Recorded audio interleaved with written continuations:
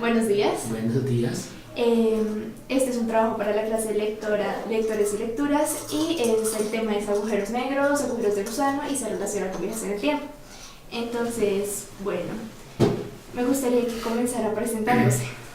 Ok, pues mi nombre es Nelson Velandia, yo soy un sacerdote jesuita, soy profesor de tiempo completo acá en la universidad y pues yo hice un doctorado en la Universidad Nacional de Física en torno a los agujeros negros, un tema que se llama efectos gravitomagnéticos, donde comparan las ecuaciones de Maxwell con las ecuaciones de la relatividad de Einstein. Sí, estoy acá dictando clases especialmente para los muchachos de ingeniería y conformando un grupo de investigación en torno a la relatividad y la gravitación.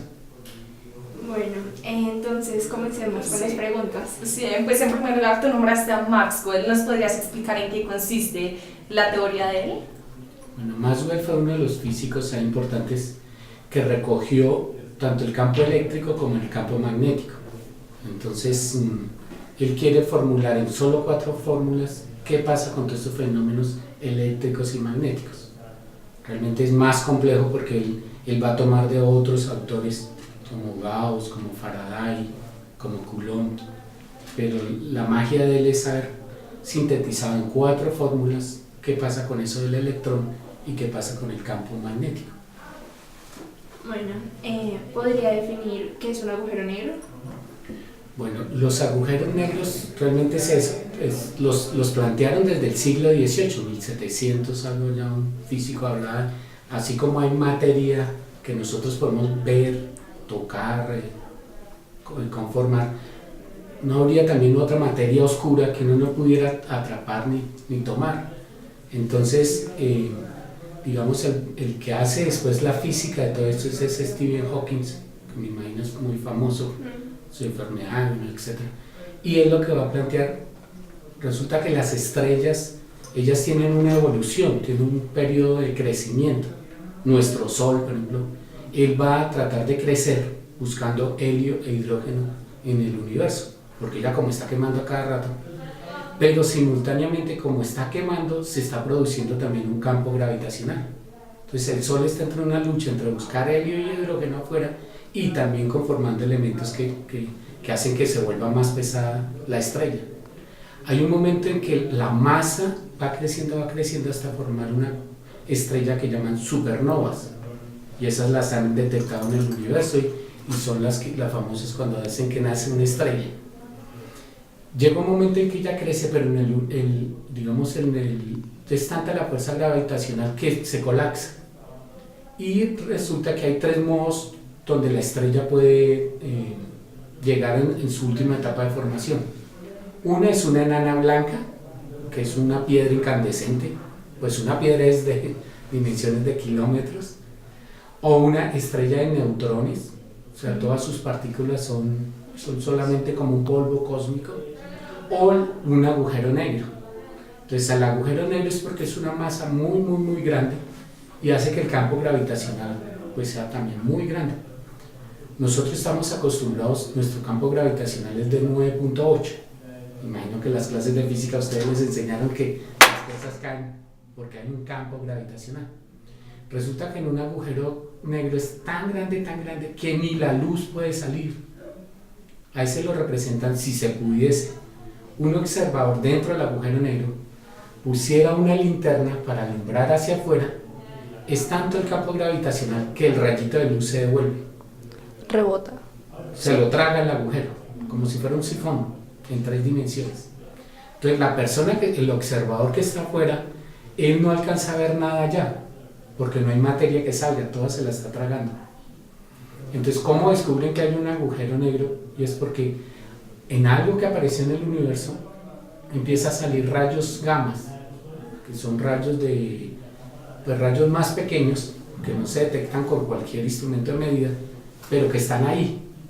Y entonces dicen, ahí hay un agujero negro, algo en el universo que se está tragando todo lo que está alrededor de él. Entonces son famosos, digamos, con Hawking han ido, y después con la astronomía la han ido encontrándose. ¿Y en qué punto se llega a la singularidad? Bueno, entonces los agujeros negros no todos son del mismo tamaño, depende de su masa. Pero lo que se ha calculado en nuestro Sol es que en un futuro él se va a convertir en una enana blanca, la piedra incandescente. O en otras partes del universo, por ejemplo, en el centro de nuestra galaxia, en el centro de la Vía Láctea, hay un agujero negro de una masa muy grande que va a hacer que ella crea alrededor un campo gravitacional y que lo llaman horizonte de eventos. Horizonte de eventos. Y es el punto donde la luz o la información que ella tiene como que la protege el agujero negro. Entonces lo llaman singularidad porque corresponden solamente a casos particulares. Es singular en el sentido en que la gravedad es tan intensa que en ese punto se dan esas condiciones. Contrario, por ejemplo, han ido encontrando muchos planetas y muchos sistemas solares, entonces no son singulares porque se repite la situación. Un agujero negro es singular en el sentido en que son pocos y en ciertas condiciones, no siempre se da. ¿Y cómo se podría, digamos, se dice que los agujeros negros permiten, o sea, como generar energía, digamos, para el planeta?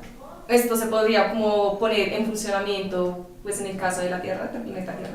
Entonces, hay un autor muy famoso físico que se llama Penrose y pues desde un agujero negro tú solamente puedes conocer o la masa, la carga eléctrica o el momento angular. El momento es como el giro, el spin. El espiral, ¿sí? El spindle, como un trompo, pero un trompo estamos hablando de un trompo gigante. Entonces, con esas tres informaciones, pues yo puedo describir mi agujero negro. Hay unos que son pequeños, otros grandes, unos que tienen spin, otros que no tienen spin, unos que están abiertos al universo, otros cerrados. Ya hablan ellos de información con pelo o sin pelos, agujeros negros con pelos. Se refiere a que si tiene información o no información. Entonces, él, como lo que dentro del agujero negro, no me es permitido lo que está pasando ahí. Lo único que sabemos es que hay energía, que toda esa materia se transformó en energía. Entonces este Penrose dice, ¿por qué no crear un instrumento de medida que se me acerque como un avión, un satélite, que pueda ir extrayendo energía de a poquitos y pudiera sacarle para abastecer a otro sistema? Ahora, eso pertenece más a la imaginación, porque imposible, o sea, acercarse a un agujero negro es, o sea, por lo menos con las condiciones que tenemos en este momento es imposible. Esos viajes en el espacio no se pueden dar matemáticamente y desde la imaginación lo podemos, y de hecho han salido muchas películas en torno a eso, ¿sí? Pero digamos, físicamente en este momento nos es vetado eso, o sea, extraer la energía de un agujero negro es casi imposible. En este momento, ¿qué se sabe? Solamente se sabe el agujero negro que absorbe materia. Eso sí. ¿Y qué cosas ciertas hay en este momento de un agujero negro? Bueno, matemáticamente, porque es imposible nadie meterse dentro del agujero negro, matemáticamente en el centro del universo hay un punto muy grande de energía, que lo llaman también una singularidad. Y entonces, a nivel matemático, ustedes saben, están los números racionales, los números enteros, pero hay números imaginarios, la famosa esa R-1, que pues, en las matemáticas que conocemos pues no se pueden resolver tan fácil. Entonces existen los números imaginarios. Entonces lo que dicen es, si hay una realidad aquí, ¿por qué no hablar de universos paralelos? ¿Por qué no hablar de realidades imaginarias? O sea, la matemática nos da para eso. Y entonces lo que proponían algunos es, ¿por qué no hay agujeros de gusano? O sea, en el centro, esa energía, toda esa materia, tiene que transformarse en algún lugar del universo. Entonces son los famosos viajes en el espacio-tiempo a otra parte del universo por agujeros de gusano, como túneles que yo pudiera hacer. Eso implicaría que la materia se volviera energía, toda energía, o sea, un fotoncito de luz, que es materia en movimiento, se pudiera energía, y en la otra parte volver a crear toda esa energía en materia. Entonces, insisto, son viajes desde el imaginario, desde las matemáticas, que pues, uno no veía la realidad, por ejemplo, de un celular o un GPS, esas cosas, pero fíjese lo que se está dando. Entonces es como si entrara materia, se convirtiera en solo partículas y por el otro volviera a reformarse. Eso es lo que matemáticamente es lo que está pasando. ¿Cómo comprobarlo? Es imposible, porque no hay un instrumento que yo me pueda meter allá, porque por más que vaya tan rápido, lo más rápido que puede viajar la materia a la velocidad de la luz, se me va a volver energía. Entonces, así yo quisiera extraer información, no me es vedada. Ahorita les contaba del horizonte de eventos, o sea, ella como que se protege ante la realidad y no dejas, esa información no puede salir. Yo tendría que tener velocidades mayores de la velocidad de la luz para que el agujero no me atrapara. Y sería pues una contradicción, porque... Contradicción a la física y ante la realidad, sí. Y, o sea, ¿los agujeros negros tienen temperatura? Sí, por supuesto, porque recuerda lo que te decía al inicio, es un sol que se está apagando. Entonces, estamos hablando de miles de temperatura, incluso Kelvin, que es otra escala. Nosotros estamos acostumbrados a la escala del Celsius. Bogotá 10, 15, en verano, entonces uno va a los Estados Unidos, son 30, 35. Pero aquí estamos hablando de temperaturas en Celsius de 5.000, 10.000 grados Celsius, que es imposible, o sea, ninguna materia que conocemos se derritiría y se desbarataría con solo acercarse, es que ni siquiera alcanzaría a llegar. ¿Y cómo funciona la entropía dentro de un agujero negro? Bueno, ese es otro tema, ¿cierto? Paralelo a esto, es ante la realidad, digamos, la física crea estructuras mentales para poder explicar lo que está pasando ahí. Un buen instrumento han sido las leyes de la termodinámica, todo esto que tiene que ver con presión, volumen y temperatura. Entonces, la segunda y tercera ley me ayudan a acercarme a esa realidad de la temperatura. Entonces lo que han hecho es comparemos lo que ya encontramos acá a nivel de la temperatura con estos agujeros negros. Entonces, por decirte algo, un principio que se da en la física es el principio de conservación de la energía. La energía no se destruye, sino se transforma. Entonces, ¿eso cómo se podría explicar en un agujero negro? Entonces, este señor Hawking va diciendo, mire, si fuera posible, o de hecho eso se han dado, que fusionen dos agujeros negros, el tamaño de los agujeros es más grande de lo que se tenían por la suma de los dos. Entonces ellos pues con ayuda de la termodinámica podemos explicar eso. En la termodinámica existe una ley que dice el universo de alguna manera se está desordenando, está buscando otras formas de esos microestados, se está volviendo en otros estados, pero de alguna manera no hay como una estructura básica, y hablan entonces de entropía, cómo organizar eso que está como desorganizado. A nivel de lo que conocemos de nuestra física, el ejemplo típico es, por ejemplo, cuando uno rompe un vidrio. El vidrio se rompe, pero la naturaleza me impide que ese vidrio se vuelva otra vez a unir. O un huevo, se le cayó al huevo. La ley de la entropía dice, es imposible volver eso que está desordenado otra vez al cosmos, al orden. Entonces, en un agujero negro también sucede una cosa así. Cuando yo fusiono dos agujeros negros, eso que está desordenado también se me desordena en el agujero negro. Y eso tienen una medida y les ha ayudado mucho a la física porque dicen, esa es la flecha del tiempo.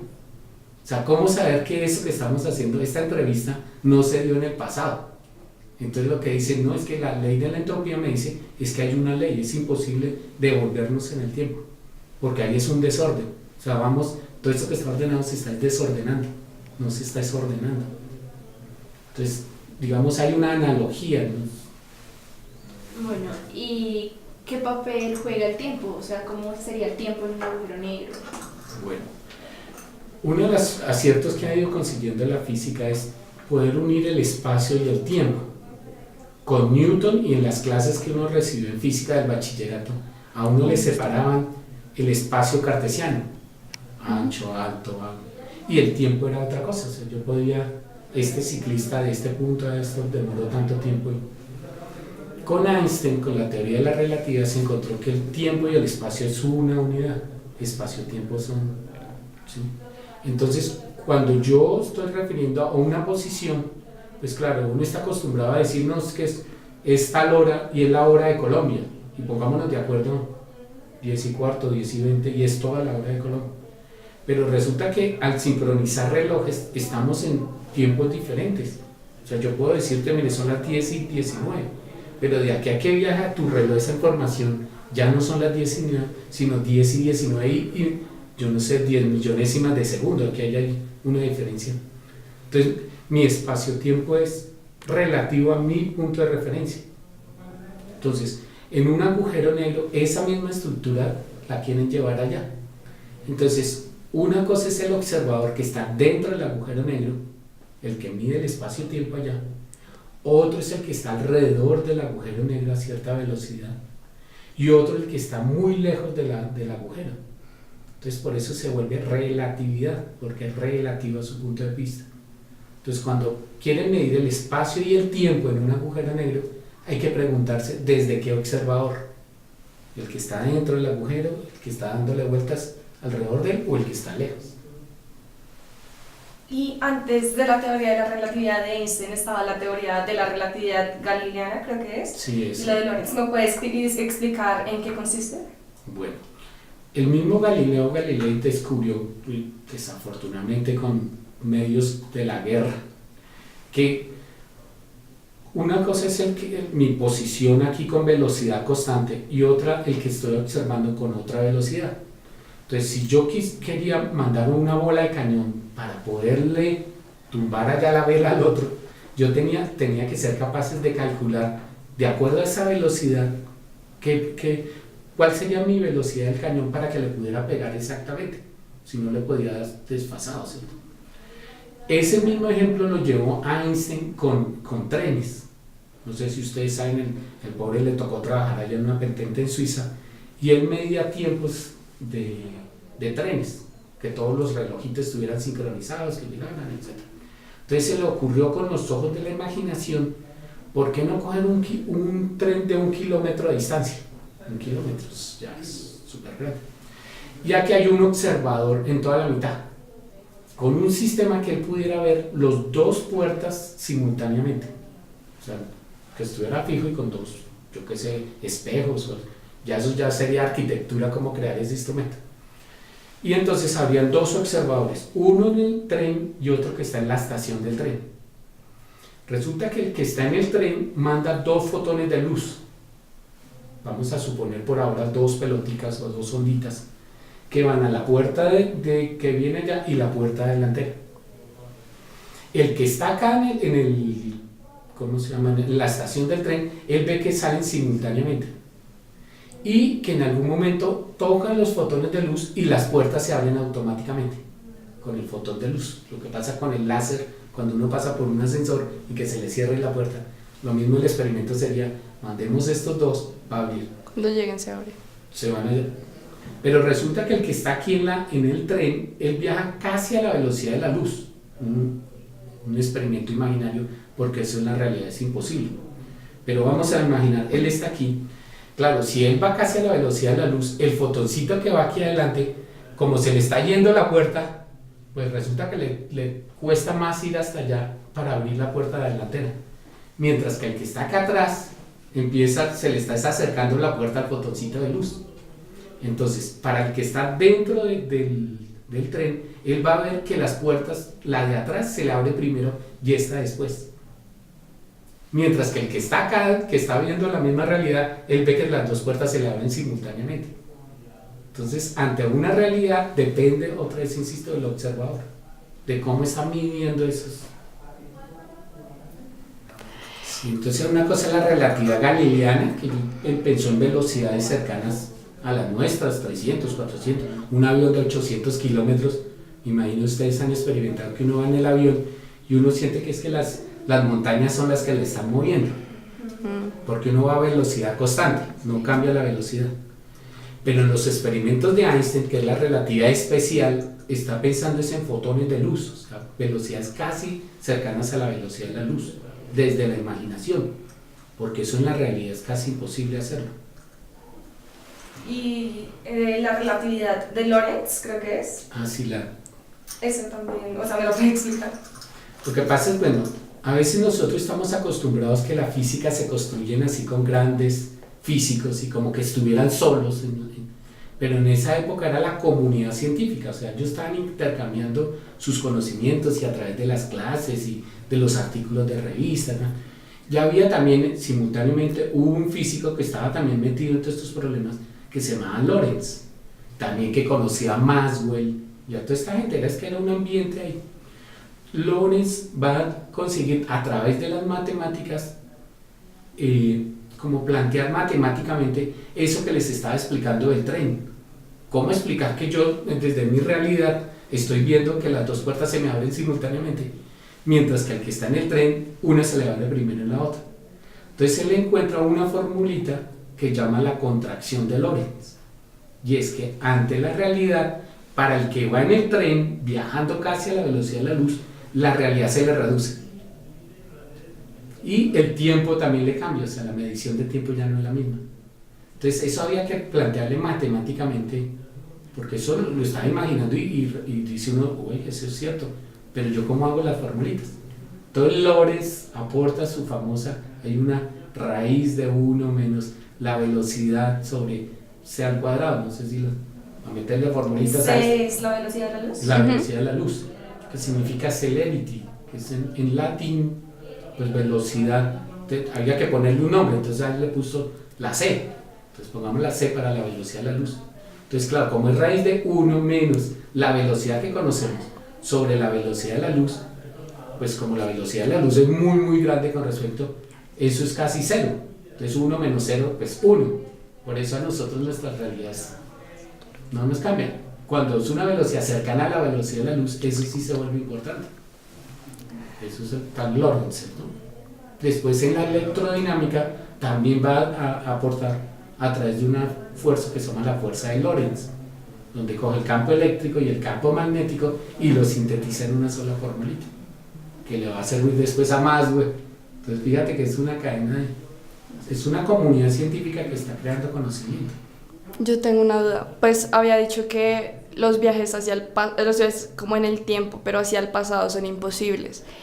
O sea, no sé qué tan posible sería viajar hacia el futuro. Sí. Para nosotros pues nosotros los comunes de los mortales es imposible hacer esos viajes. Lo que se ha calculado es que nosotros tenemos 1 metro cúbico de masa. Este cúbico de carne, huesos y carnecita y todo y sangre necesitaría toda la energía del universo para viajar a la velocidad de la luz. Toda la energía, o sea, coger todas las de los soles y ponerlo a uno a viajar casi a la velocidad de la luz. Vamos a suponer con los ojos de la imaginación yo puedo crear todo eso. Entonces yo soy capaz de viajar a la velocidad de la luz. Y hay una cosa, después ustedes me preguntan ahí sobre los conos luminosos. Entonces, hay un conito que se forma, este es mi aquí presente, la Javeriana, biblioteca, tal hora, está en este punto, pero se me abren una serie de posibilidades aquí alrededor mío.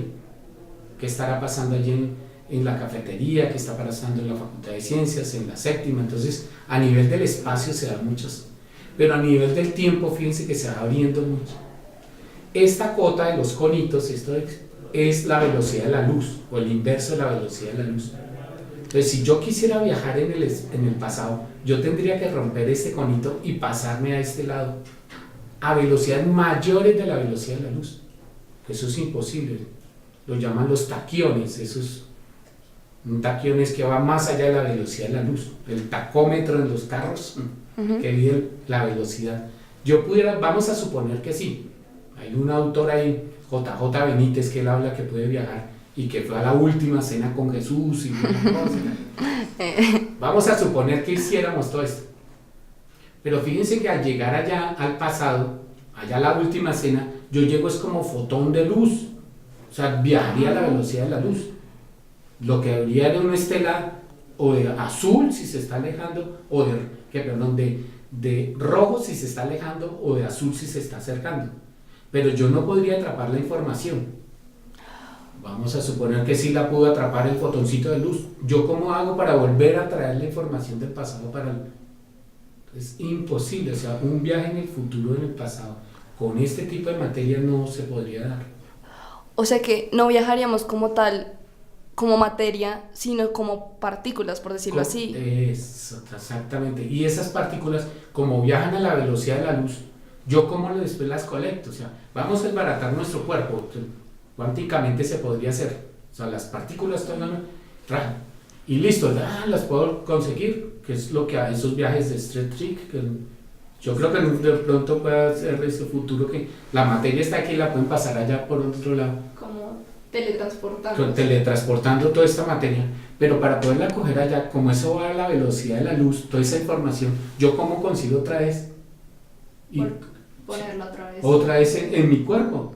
¿Qué tal otra información que venga, una señal de algo, de un celular, algo, me atrapó allá? Entonces yo termino ahí con cabeza de celular o con de un mosco que apareció, yo qué sé. O sea, a nivel de la imaginación, listo, y a nivel matemático, pero físicamente eso... No se puede. Sí, pues digamos, no se puede, no, porque tantas cosas que se han hecho. Bueno, sí. Pero por lo menos se han teletransportado información. Por ejemplo, gente que está aquí y lo ponen a pensar, y en París o en Japón son capaces de resolver lo que yo estoy pensando acá. Con saltos cuánticos que llaman. ¿Cómo se hace eso? O sea, como que, no sé, el pensamiento se devuelve partículas o algo Eso, así. como el pensamiento va casi a la velocidad de la luz, yo podría mandar información, yo qué sé, de una imagen de esto, a propósito de eso. En este momento yo quiero coger para la izquierda o para la derecha. Eso solamente lo puedo saber el que está aquí al frente de la imagen. Eso que está aquí lo ponen en el Japón también con unas chupitas, y eso es para mí mi pensamiento. Y allá también se van a enterar casi a la velocidad de la luz que yo, por cuál camino escogí, si el derecho o el izquierdo, con pura teletransportación. Porque es información lo que estoy mandando, son ondas de luz, son paqueticos de información. Son capaces de mandarlas y esos experimentos ya les han resultado. Pero una cosa es una onda de información y otra cosa es una onda de materia. Que eso sí va a ser, insisto, es imposible, porque al viajar a la velocidad de la luz, ¿yo cómo recojo toda esa información? O sea, se me escapa y insisto, allá al otro lado no la puedo coger. Y de pronto el JJ Benítez conoció de la cena del Señor y cómo se volvió otra vez para acá. Es que eso no se puede. Claro, sería mucha información y no se podría almacenar todo. No, o sea, y sobre todo para darle el impulso de allá otra vez para volverlo a traer acá. Y que no, o sea, porque en el transcurso se puede perder incluso información. Claro, se transforma en otro, no se pierde, acuérdense en el ok, sí, se transforma en... Se transforma en otro, en luz, en calor, sí, o sea... Sí, eso. Bueno, ¿qué es el hiperespacio y cómo jugaría en toda esta cuestión de viajes como temporales y... Eso. Les decía ahora, nosotros estamos acostumbrados a los tres dimensiones, ancho, largo, alto, y el tiempo, ya serían 4 dimensiones. Pero resulta que con las matemáticas ellos han ido descubriendo más dimensiones, hasta 11 dimensiones tenemos. Entonces, el espacio que nosotros conocemos, cartesiano, pues no nos da para conocer toda la realidad. Entonces crean hiperespacios, hiperes mayores, de 4, de 5. Entonces, si yo quisiera conocer un agujero negro o un objeto celeste, o nosotros mismos, ¿cómo hacer para que este punto X, Y, Z y el tiempo, yo lo pudiera medir?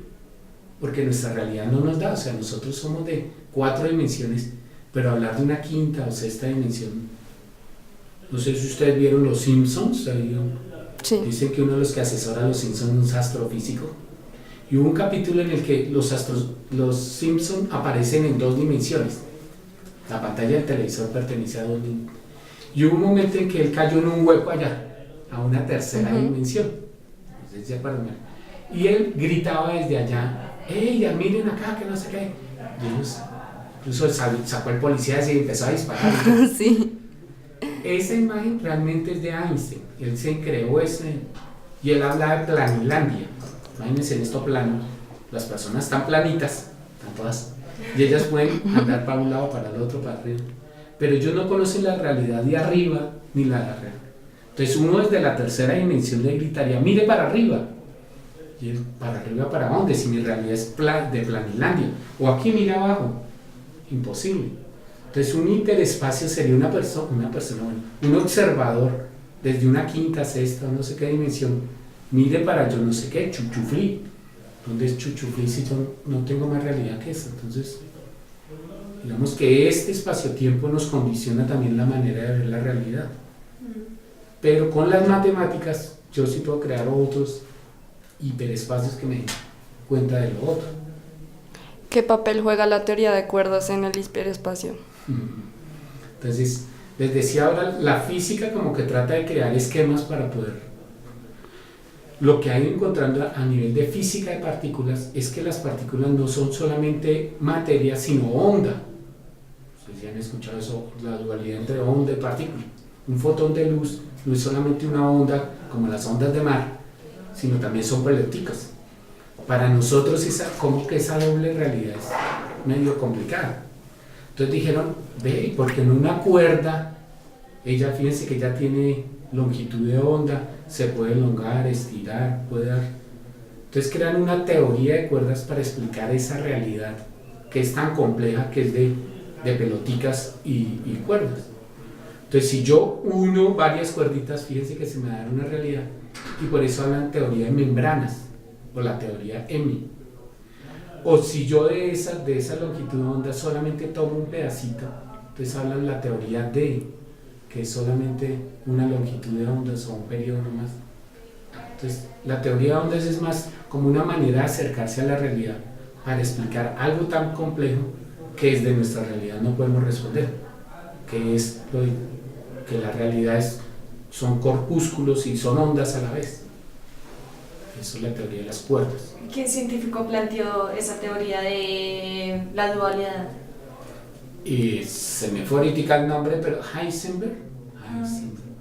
Él es el del principio de El principio de incertidumbre, eso.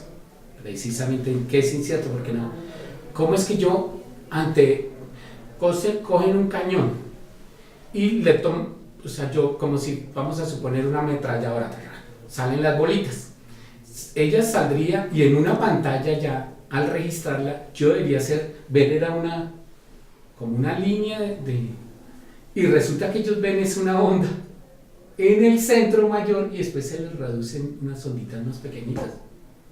Este electrón que yo mandé aquí, un cañón de electrón, un cañón como no sé si les tocó los televisores de cañón o no, a usted ya no les tocó. No. Eran unos tubos atrás gordotes y eso lo que botaban era electrones. Entonces, ¿cómo así que mi realidad, en vez de pintarse huequitos y huequitos disparando allá, se me está pintando es ondas? Y Heisenberg entonces lo que dice, pues el principio de incertidumbre es que o es onda o es partícula. Entonces dice, no, pues hagamos entonces un experimento en el que yo pueda atrapar la onda. Entonces cuando fue a atrapar la onda, resulta que ya conseguía dónde era la onda, pero la velocidad se me desaparecía. Entonces, por eso hablan de esa incertidumbre, o sea, o tomo la posición o tomo la velocidad. Las dos no las puedo, pues no han encontrado todavía un experimento, quizás en un futuro. Por ejemplo, ahí usted me preguntaban, es el colisionador de hadrones, busca un poco eso. Aceleremos esa partícula, démosle vueltas. Y hay un momento en que es una velocidad demasiado grande, energía, cuando estamos hablando de velocidad es que hay energía ahí, y cuando estamos hablando de energía estamos hablando de materia también. La hagamos estrellar con otra partícula y me va a crear nuevas partículas. Entonces esas nuevas partículas pues llevarían a toda esa dualidad entre la velocidad o la posición, entre onda y partícula. ¿Y cuál sería la relación entre la teoría de la relatividad y la teoría cuántica en cuanto a agujeros negros o agujeros de gusano? Bueno, uno de los sueños de la física es crear la teoría del todo, o sea, que en una sola formulita Entonces el señor Newton, por ejemplo, él planteó 3 leyes del movimiento. Él dice, con cualquier movimiento póngame acá la caída de una manzana, el lanzamiento de un cohete, el Transmilenio pasando por la Caracas, con las leyes del movimiento las podría describir.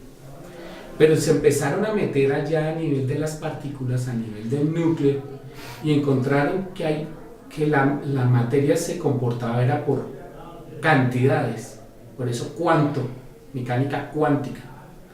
Entonces, si él iba a pasar de un escalón a otro escalón, él pegaba era un brinquito de escalones, y habían zonas vedadas, el tal gap, las camisetas que uno a veces se ve dice gap, entonces zona prohibida. Hay zonas donde el electrón no aparece. Entonces, para el de la física de aquí, de nuestra realidad, dice, ¿cómo así? Si yo estoy caminando, yo tengo un movimiento continuo. O sea, yo voy caminando 1, 2, 3, 4. Yo no estoy pegando brinquitos, brinquitos, brinquitos.